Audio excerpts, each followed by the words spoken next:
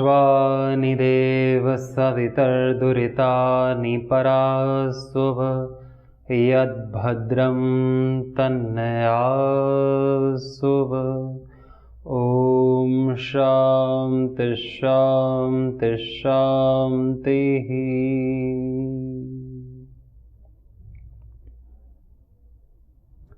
नमस्ते। जीवन को कुशल बनाने में हमारा पुरुषार्थ निरंतर जारी रहे, इस विषय पर हमारी चर्चा चल रही है कि हम किस किस तरीकों से किन किन गुणों का आधान करके अपने जीवन को कुशल बना सकते हैं और हम इस जीवन में विजेता बन करके जी सकते हैं और एक विजेता की तरह इस जीवन से कूच कर सकते हैं।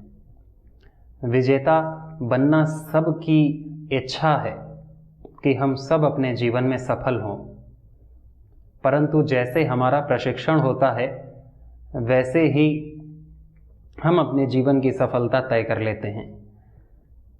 किसी का प्रशिक्षण होता है कि उसको नौकरी करनी है, तो नौकरी पाना उसके जीवन की सफलता वो मानता है कि नौकरी मिल जाए तो जीवन सफल हो जाए। तो जो जो प्रशिक्षण बचपन से मिलता है उस तरह व्यक्ति अपने जीवन को जीता है और अपने लक्ष्य को चुनता है, अपने संकल्प करता है और उन संकल्पों को करने के लिए यथा सामर्थ्य जुट जाता है।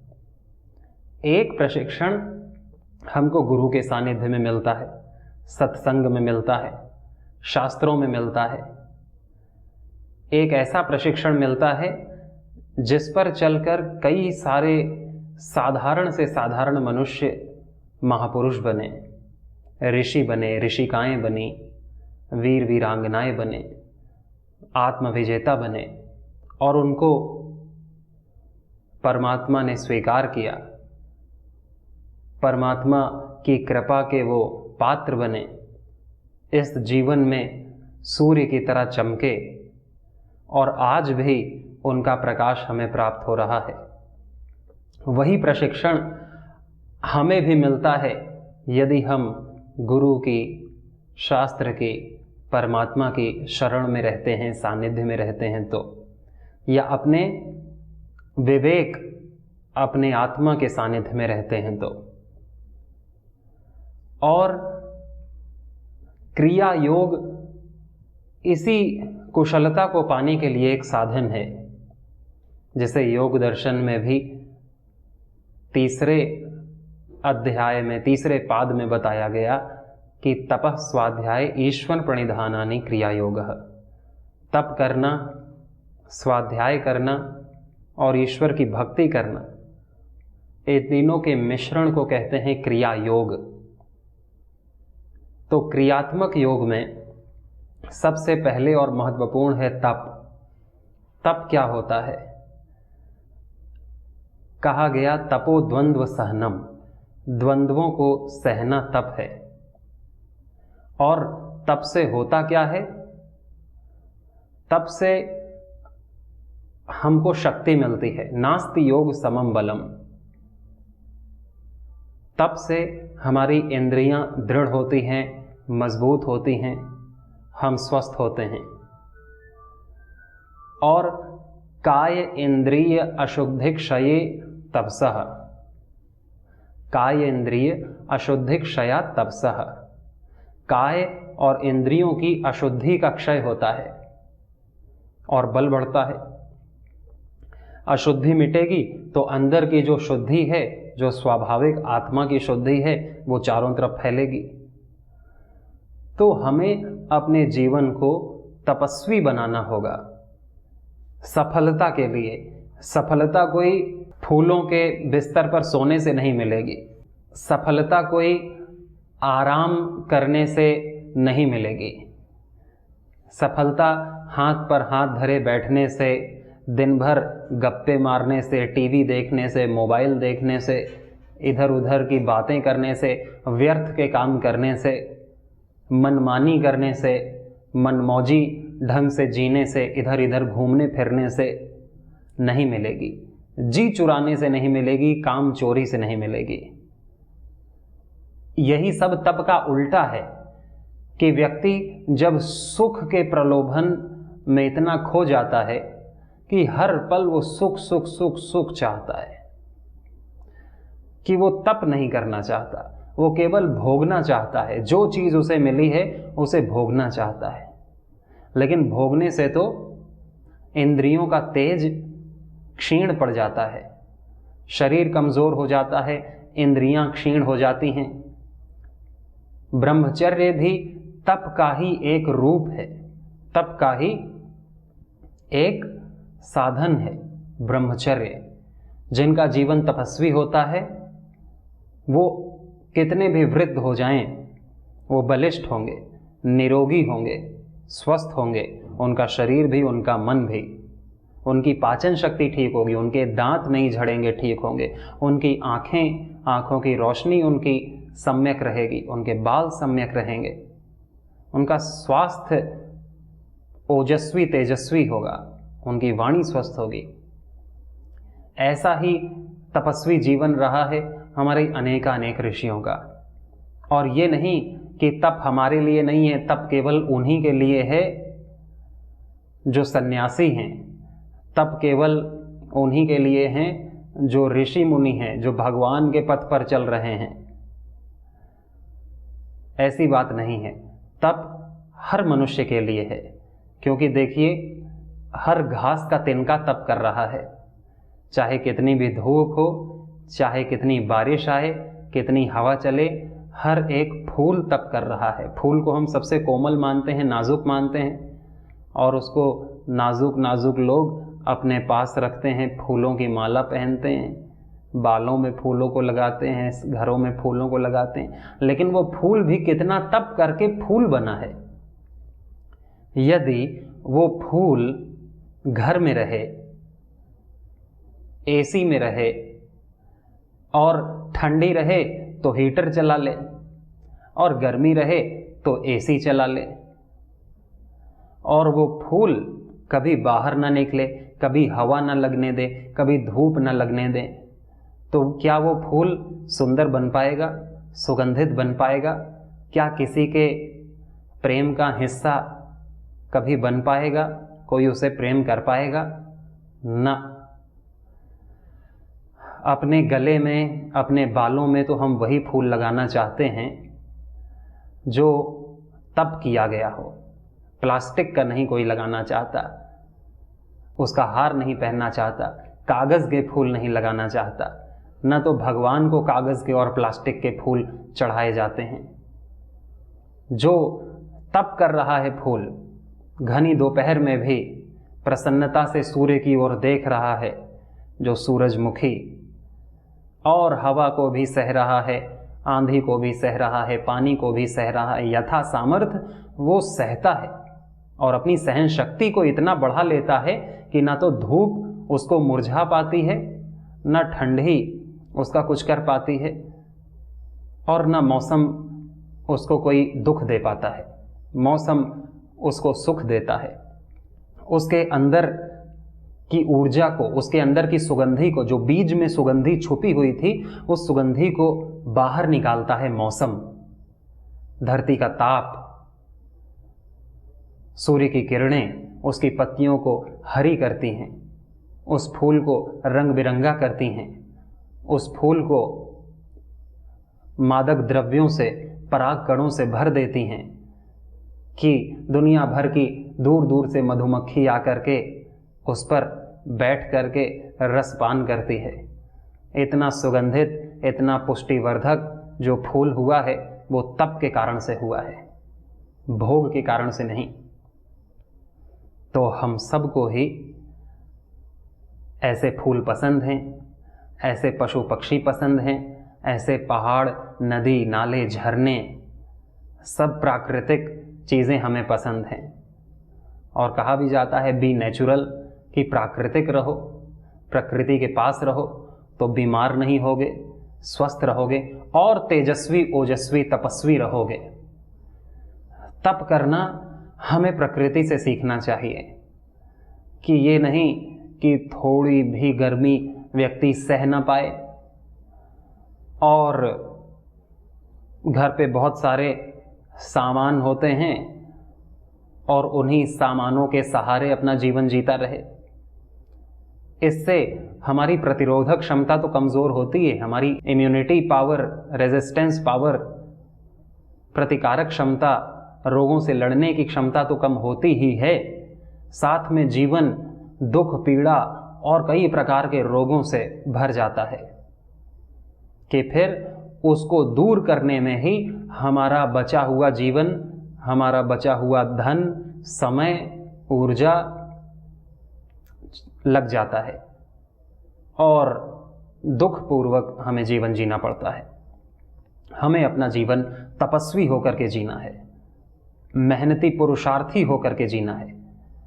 हमको गर्मी सहनी भी आनी चाहिए, हमको सर्दी सहनी भी आनी चाहिए, हमें धूप सहनी भी आनी चाहिए, हमें बारिश सहनी भी आनी चाहिए। ये नहीं कि थोड़ी भी धूप निकली और हमने छाता तान लिया, थोड़ी भी बारिश हुई और हमने छाता तान लिया। ना तो हमने शरीर में धूप लगने दी, ना अंतरिक्ष का पानी लगने दिया, और थोड़ी भी ठंडी हुई कि हमने बहुत सारे कपड़े लाद दिए और अपने घर में हीटर जला करके घर को गर्म कर दिया। तो ऐसा तो कोई भी व्यक्ति, कोई भी प्रकृति में कोई भी जीव जंतु ऐसा जीवन नहीं जीता जितना आरामदायक जीवन हमने बना लिया अपना। किसी ने कहा भी है कि आराम हराम है। परम पूज्य स्वामी जी भी इसे बार बार कहते हैं कि आराम ही जीवन को हराम बना देता है। शारीरिक आराम, मानसिक आराम तो होना ही चाहिए, मानसिक विश्राम तो आदमी को मिलना ही चाहिए। ये नहीं कि मन में हलचल है तो अच्छी बात है, मानसिक विश्राम तो होना ही चाहिए। परंतु विश्राम ये नहीं कि प्रकृति से बच जाओ। प्रकृति जो हमारे अंदर की सुगंधी को बाहर निकालना चाहती है, प्रकृति जो हमारे अंदर के तेज ओज को, हमारे अंदर के छिपे हुए प्रकाश को उघाड़ना चाहती है, हमारे बुझे हुए दिए में दीपक जलाना चाहती है, ये प्रकृति की शक्तियाँ जो भूमि है, जल, वायु, आकाश, अग्नि, ये सब जो मौसम हमें निखारना चाहते हैं, हम उनसे बच जाएं और निखर ना पाएं। हम अपना ही एक वातावरण तैयार कर लें, मैन मेड एनवायरनमेंट तैयार कर लें, उसी में जिएं, तो इससे व्यक्ति कमज़ोर ही होगा। और कमज़ोर व्यक्ति हमेशा दुखी रहता है, कमज़ोर व्यक्ति जीवन में सफल नहीं हो पाता, और कमज़ोर व्यक्ति का अंतिम समय भी बहुत दुखदाई, पीड़ादायी, ग्लानि से, अफसोस से भरा होता है, दुख से भरा होता है कि मैं जीवन में कुछ नहीं कर पाया। लेकिन जिसका शरीर मजबूत है उसका मन भी मजबूत होता है। जिसका मन मजबूत है उसके मन में बड़े बड़े संकल्प जन्म लेते हैं, और उन संकल्प को पूरा करने की जो एक मनोबल है, आत्मबल है, वो भी उस व्यक्ति को प्राप्त होता है जो प्राकृतिक जीवन जीता है, जो तपस्वी होकर के जीवन जीता है। सभी तप कर रहे हैं, लेकिन किस कारण से तप कर रहे हैं? तप को भी 3 प्रकार का बताया गया, सात्विक तप, राजसिक तप, तामसिक तप। ये 3 प्रकार के तप हैं। और तप होता क्या है? तप भी 3 प्रकार के बताए गए कि शारीरिक तप, वाचिक तप और मानसिक तप। शारीरिक तप क्या है? देव द्विज गुरु प्राज्य पूजनम, शौचम इंद्रिय निग्रहम, ब्रह्मचर्यम अहिंसा च शारीरम तपोच्यते। ब्रह्मचर्य का पालन करना अर्थात विषय भोगी न हो जाना, अपने वीर्य की रक्षा करना, अपने मन का संयम यानी कि ज़्यादा विषयों का आसक्त ना हो जाना, अहिंसा का पालन करना, किसी को दुख ना पहुंचाना शरीर से, किसी को कष्ट ना देना शरीर से, मारना नहीं, हिंसा नहीं करना। और जो सज्जन लोग हैं, धर्मात्मा हैं, ज्ञानी हैं, विवेकशील हैं, उनका पूजन करना, उनका सत्कार करना, साधु संतों का सत्कार करना, उनसे ज्ञान प्राप्त करना, इंद्रियों पर संयम रखना, अपने इंद्रियों पर वश रखना, शुचिता रखना, शरीर की शुद्धि रखना, ये सब शारीरिक तप है। वाचिक तप क्या है? अनुद्वेगकरम वाक्यम सत्यम प्रिय हितम चयत। अनुद्वेगकरम वाक्यम, ऐसी वाणी न बोलना जिससे सुन करके दूसरा उद्वेगित हो जाए, क्रोधित हो जाए, दूसरे के अंदर जलन पैदा हो जाए। अनुद्वेगकरम वाक्यम, सत्य बोलना, लेकिन सत्य कैसा बोलना? जो दूसरे को सुनने में मधुर लगे और उसके हित के लिए हो, किसी के अहित के लिए ना हो। हितकारी मधुर सत्य बोलना। सत्यम प्रियहितम चयत। स्वाध्याय अभ्यसनम चैव वांग्मयम तपुच्यते। और दूसरों की वाणी, अच्छी वाणी को सुनना भी वाचिक तप है। केवल अपनी ही ना बोलते रहें। स्वाध्याय यानी सत्संग करना, शास्त्र क्या कह रहे हैं उसे भी सुनना, ऋषि क्या कह रहे हैं उन्हें भी सुनना, गुरु क्या कह रहे हैं उन्हें सुनना। स्वाध्याय, और फिर सुने हुए के अनुसार अभ्यास करना, उसका चिंतन करना, ये वाचिक तप है। और फिर मानसिक तप क्या है? मनः प्रसादम सौम्यत्वम शौचम। मनः प्रसादम सौम्यत्वम, मन की प्रसन्नता, सौम्यता, मन में प्रसन्नता बनी रहे, शांति बनी रहे, दूसरों के प्रति सुहृदता बनी रहे, वात्सल्य, प्रेम, उदारता बनी रहे मन में। मनः प्रसादम सौम्यत्वम। भाव संशुद्धिरित्येतस्तपो मानसमुच्यते। भाव संशुद्धि, हमारे भाव शुद्ध हों, हमारे मन के विचार शुद्ध हों, ये मानसिक तप है। और भी बहुत सारे तप हैं। ये तप तो गीता में भगवान श्री कृष्ण के अनुसार ये तप हमें बताए गए। और इसके अलावा स्वाभाविक तप क्या हैं, जो पूरे साइंटिफिक लॉजिकल हैं? सुबह उठना तप है। वो तो दिनचर्या ही होनी चाहिए, लेकिन कोई नहीं उठता है तो वो गलत करता है। सुबह उठना तप है। उठ करके पानी पी करके फ्रेश होना और फिर योग अभ्यास करना तप है। और माता पिता को नमन करना, स्वाध्याय करना, सुबह सुबह अच्छे ग्रंथों को, अच्छी चीज़ों को पढ़ना, ये तप है।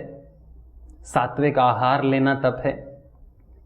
सात्विक आहार लेना, इधर उधर की चीज़ें ना खाना, नहीं तो कोल्ड ड्रिंक, चाउमीन, चाट, टॉफ़ी, इन्हीं सब खा खा के कि इससे हमको मीठा लगेगा, आनंद आएगा, इससे रोग आते हैं। और इससे कभी भी सात्विकता नहीं बनी रहती अपने भीतर। मन की चंचलता बढ़ जाती है राजसिक और तामसिक आहार लेने से, बासी खाना खाने से। तो ये भी तप है। और ज़्यादा सुख की इच्छा न करना, ये तप है। सुख की इच्छा जिसको ज़्यादा होती है तो वो तपस्वी नहीं हो सकता। वो फिर देर तक सोएगा, कभी उठेगा, कभी नहाएगा, कभी नहीं नहाएगा, कुछ खाने का भी समय उसका नहीं होगा और कुछ भी खाएगा, और कभी भी सोएगा और सोने के लिए बड़े बड़े नरम मुलायम गद्दों का इस्तेमाल करेगा, मोटी मोटी तकिया का इस्तेमाल करेगा, और बहुत ही स्प्रिंग वाले या फोम वाले सोफ़ा का इस्तेमाल करेगा, और बहुत जिसे पॉश लाइफ, लग्जीरियस लाइफ कहते हैं, लेकिन वो हानिकारक होती है, हमारे तप में बाधा उत्पन्न करती है।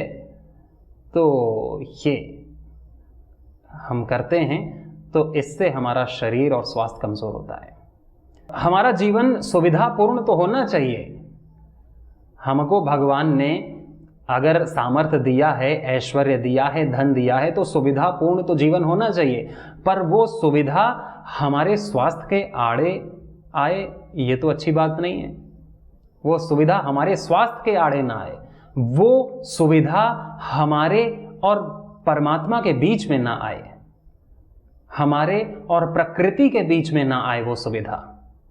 यदि वो सुविधा हमारे और भगवान के बीच में ही आ गई, हमारे और अच्छे स्वास्थ्य के बीच में आ गई, हमारे और इस समष्टि प्रकृति के बीच में आ गई, तो फिर वो सुविधा हमारी सुविधा के लिए है या वो अंततो गत्वा अल्टीमेटली असुविधा पैदा कर देगी, जीवन में अशांति पैदा कर देगी, दुख, रोग, भय और बंधन पैदा कर देगी, वही गले का फांस बन जाएगी।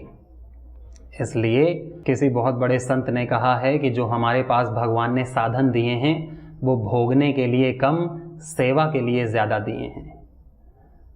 क्योंकि भोग तो हम कम ही सकते हैं, ज़्यादा भोगेंगे तो रोगी हो जाएंगे, बीमार हो जाएंगे। तो भोगने के लिए तो जितनी आवश्यकता है उतना तो हमें भोगना ही चाहिए, लेकिन वो दिया है कि हम उससे ज़्यादा सेवा कर सकें।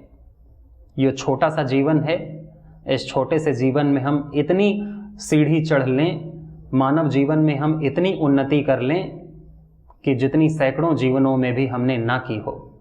और जीवन की उन्नति होती है निष्काम सेवा से, ऐसी सेवा से जिसमें फल की इच्छा ना हो। बिना फल की इच्छा के जो तप किया जाता है वो सात्विक तप होता है, और जो फल की इच्छा से तप किया जाता है, अपने को श्रेष्ठ बनाने के लिए, अपनी पूजा करवाने के लिए, अपने सम्मान के लिए जो तप किया जाता है वो फल राजसिक तप होता है। वैसा राजसिक तप तो दुनिया कर रही है। दुनिया में बहुत सारे लोग हैं, रात रात भर जाग करके बिजनेस करते हैं, रात रात भर जाग करके अपना काम करते हैं, सोते नहीं हैं, सोते कम हैं, क्योंकि उनको अच्छी डिग्री चाहिए, अच्छी पोस्ट चाहिए, अच्छा धन चाहिए, अच्छा वैभव चाहिए, अच्छा परिवार चाहिए, अच्छा एक स्टेटस चाहिए इस दुनिया में। वो दूसरे उनको अच्छा माने, उनके पास सत्ता हो, पावर हो, सम्मान हो, सुख हो, बहुत सारे साधन हो। ऐसा सुख तो आपको दुनिया में बहुत देखने को मिलेगा कि ऐसा जो तप कर रहे हैं वो भी रात भर जागते नहीं, वो भी कभी खाते कभी उपवास कर लेते हैं कि चलो नहीं खाएंगे, अपने ग्राहक को देख लेते हैं, दुकान देख लेते हैं, न खाने का पता न सोने का पता। तो तप तो वो भी कर रहे हैं, लेकिन वो राजसिक तप है, वो त्याग का फल नहीं देता। तप का जो फल मिलना चाहिए वो तप का फल नहीं मिल पाता। वो फल तो मिलेगा जिसके लिए वो कर रहा है, उसको ज़्यादा धन मिल जाएगा, अच्छी रैंक मिल जाएगी, लेकिन तप का जो फल, जो दिव्य फल है वो नहीं मिल पाएगा। और कुछ तो तप करते हैं दूसरों को पीड़ा पहुंचाने के लिए, हिंसा के लिए। जो आतंकवादी, उग्रवादी, नक्सलवादी, माओवादी जो हम देख रहे हैं, वो भी देखो जंगलों में रहते हैं और ये फूल पत्ती और कुछ फल या जंगल में खाना बना करके खाते हैं, कुछ भी खाते हैं, घर से दूर रह रहे हैं। कितना तप कर रहे हैं? राक्षस कम तप करते हैं क्या? देवताओं से ज़्यादा तो राक्षस तप करते हैं। लेकिन वो तप क्यों कर रहे हैं? वो दूसरों को पीड़ा देने के लिए, दूसरों को लूटने के लिए, हिंसा करने के लिए। वो तामसिक तप है। उस तप से तो उन्हीं का नाश होता है। तो हर तप का एक अलग अलग फल है। सात्विक तप का फल तो ज्ञान वर्धन है, शक्ति वर्धन है, परमात्मा का पात्र बनना है, कुंदन बनना है। राजसिक तप का फल तो जिस फल के लिए तप कर रहा है वो फल मिल जाएगा उसको बस। और तामसिक तप का फल तो उसी का नाश कर देता है। वो तो साक्षात असुर ही हैं जो तामसिक तप करते हैं। तो तप तो कम ज़्यादा सभी करते हैं, लेकिन जो अपनी भूख और प्यास को सहते हैं, किसके लिए? भगवान के लिए और सेवा के लिए, परहित के लिए, परोपकार के लिए, पर कल्याण के लिए, वही आखिरकार परम पुण्य को, परम गति को, सद्गति को, परमात्मा के प्रेम को, ज्ञान को प्राप्त होते हैं। इसमें कोई संदेह नहीं। ये सब भगवान योगेश्वर, भगवान श्री कृष्ण की वाणी है, वेद वाणी है, ऋषियों की वाणी है, गुरु की वाणी है कि अपना तप करो तो इस प्रकृति को सुंदर बनाने के लिए, तप करो तो स्वयं को जानने के लिए, तप करो तो परमात्मा में लीन होकर के कि हमें पता ही ना चले सर्दी गर्मी का, भूख प्यास का, नींद का। जो भक्त होता है, जो साधक होता है, उसको पता नहीं चलता कि मैंने कितनी भक्ति कर ली, कितनी देर हो गई भक्ति करते करते, कितना काम किया। जैसे एक बिजनेसमैन को नहीं पता चलता, जैसे जो IAS PCS या इंजीनियरिंग की बड़े बड़े ओहदों के लिए तैयारी करते हैं, उनको पता नहीं चलता समय का, वैसे ही भक्त को भी नहीं पता चलता। तो हमारा जीवन तपस्वी हो, हम ऐसा करेंगे और ऐसे होंगे ऐसी सबको बहुत शुभकामनाएं। नमस्ते।